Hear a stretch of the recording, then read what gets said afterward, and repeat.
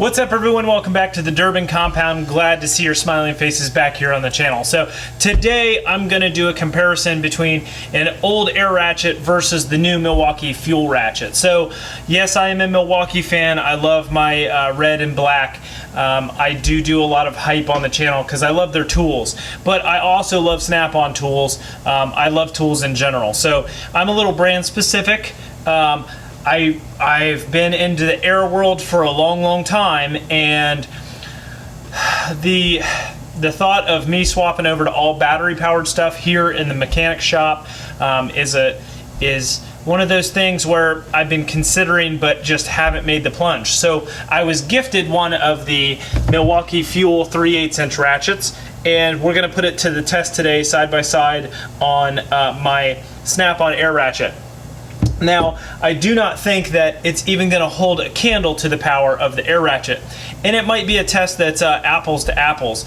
But I'm going to show you exactly how powerful the air ratchet is, and we're going to test the limits of the new Milwaukee FUEL ratchet and see if the performance, if it's outweighed by the convenience of having the battery powered ratchet. So obviously you lug around an air hose with this. Your air hose connections make noise, and it's loud. So you know, there are some cons to this. We're going to weigh them here momentarily, but I think that this has a substantial amount of power compared to a cordless air ratchet. So, you know, or cordless battery powered ratchet. So we're going to see if the performance truly outweighs the convenience of having the battery, and see if it's worth or what I think in my mind, is it worth me swapping over completely to battery tools and getting completely off air?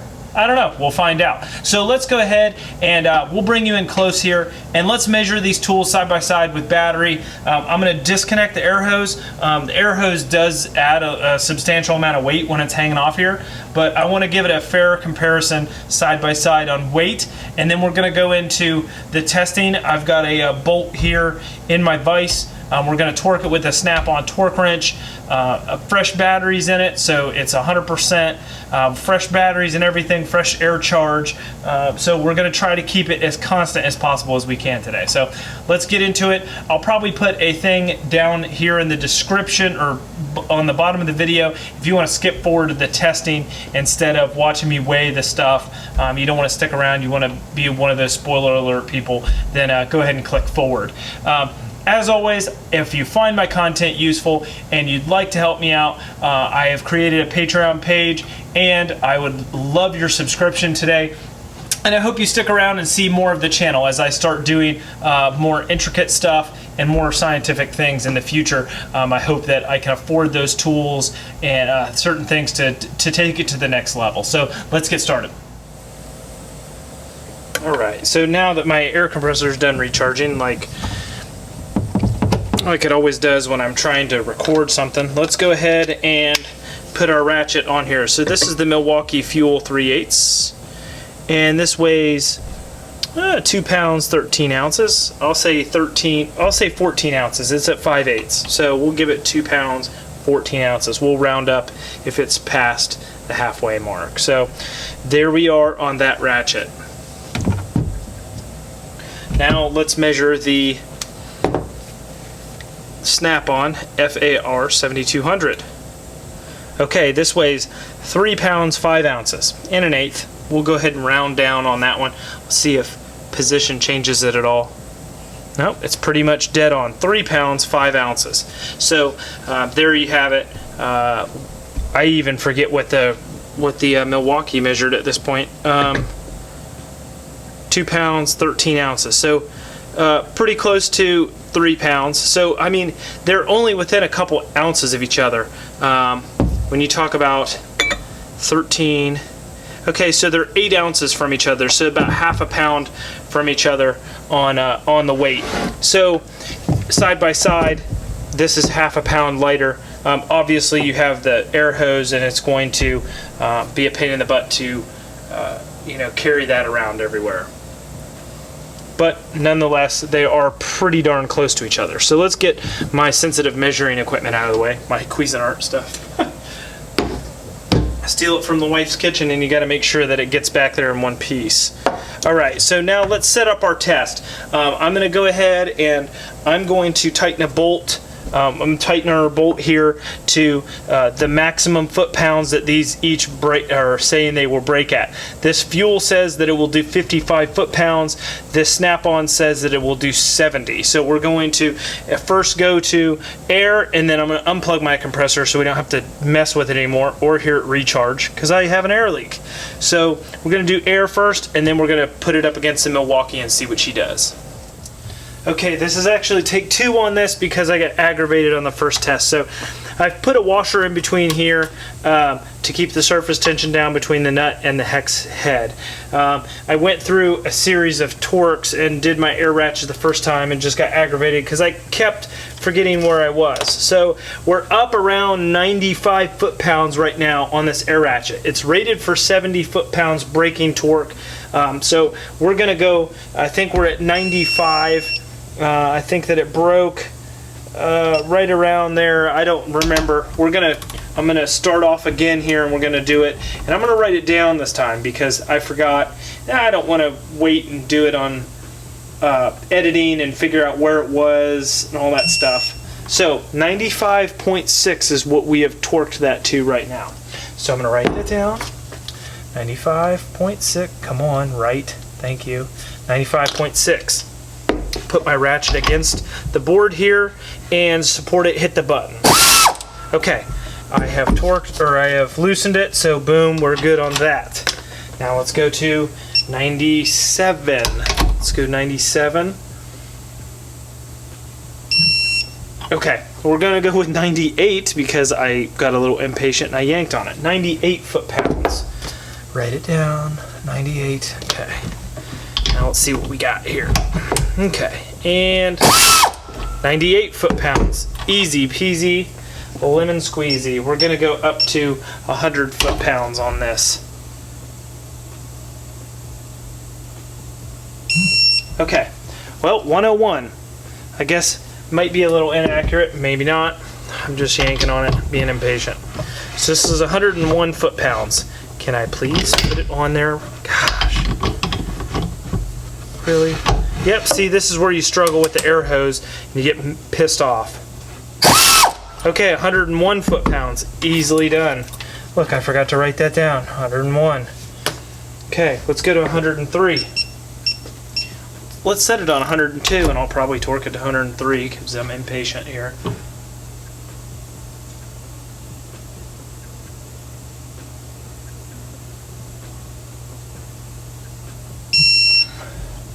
Okay, 102.1.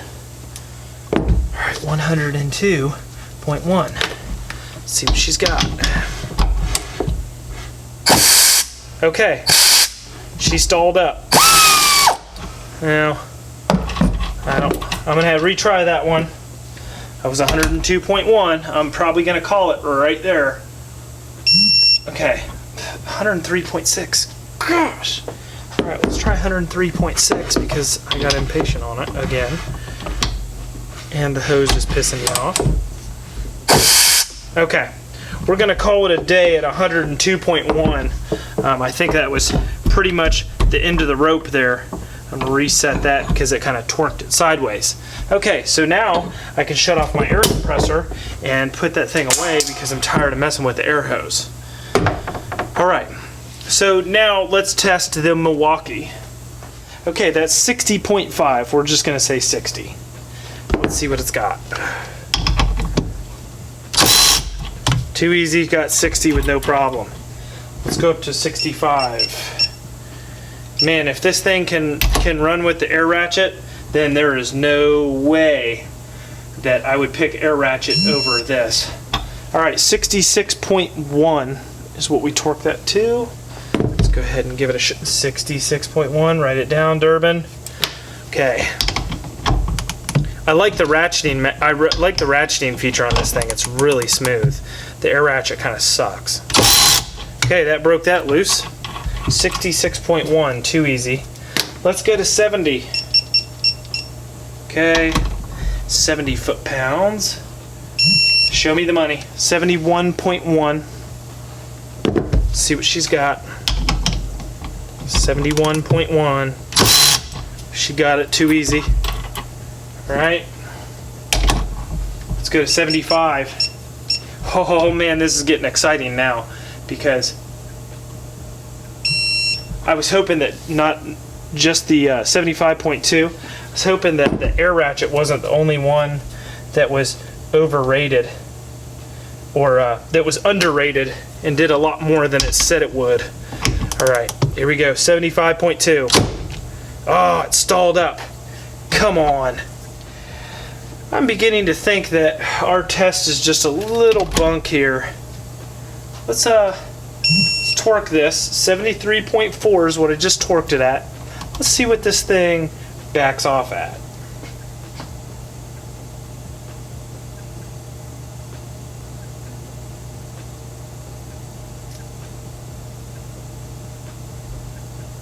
Oh, okay. So that was weird that I just did 73.2 and it only took 60 foot-pounds to break it loose. So these tools might be rated right at their rated capacity, because it just did 73 and my torque wrench just told me that it only took 60 foot-pounds to loosen that. So without having scientific equipment to test this, I don't think I can get a very good test on here. I think that all of this is just chalked up to a loss. What a bunk video.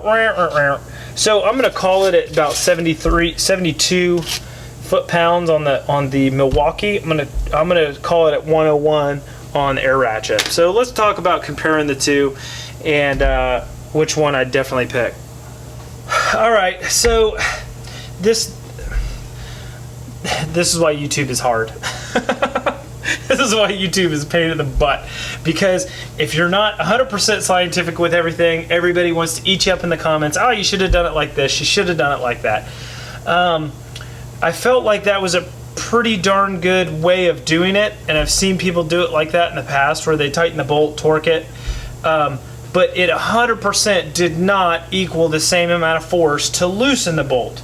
So with physics and surface tension and all that stuff, I'm sure someone can explain why it does not loosen at the same torque that you torqued it with, but I mean that would explain that these tools are pretty much dead on at where they're rated at. So this was actually did 60 foot-pounds if we're going by the torque wrench and actually loosening it.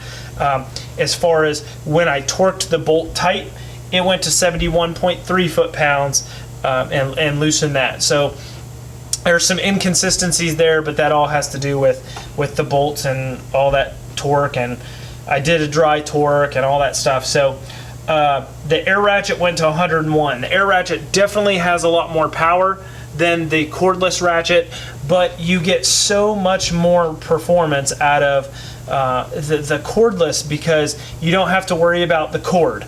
I think they were, what was it, 8 ounces less weight in the cordless. So when it comes to the weight of the two items, they're fairly close. They're within a half a pound of each other, but you drag around the air hose. You have to listen to your stupid air compressor leaking air right now for some reason.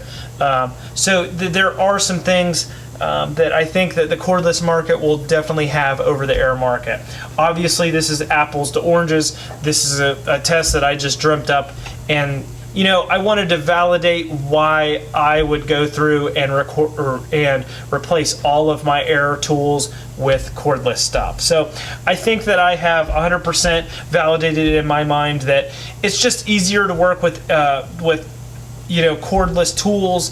You don't have to worry about getting out the air hose, listening to the compressor run, all that stuff in order to use your tool. So I think that I fully stand behind, you know, these cordless items, and I will be upgrading in the future. Hopefully we'll get some, I'd really like to get the snap-on cordless battery-powered 3/8 inch ratchet and compare the two there, and maybe get a little bit more scientific with my test, because this certainly did not work out well. So I hope you guys enjoyed the video. I hope you like it. The value here at $150 tool only is definitely beats the crap out of $350 here. $383 I think is what I paid for it when I got it. So, and then you have oil, and it sprays air everywhere. So there's definitely disadvantages to this. I don't think there are any disadvantages to this guy. I really don't.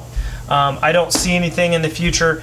Maybe we'll find out in longevity that there are some disadvantages to this option, but as of right now, I don't see any. So I hope you guys enjoyed the video.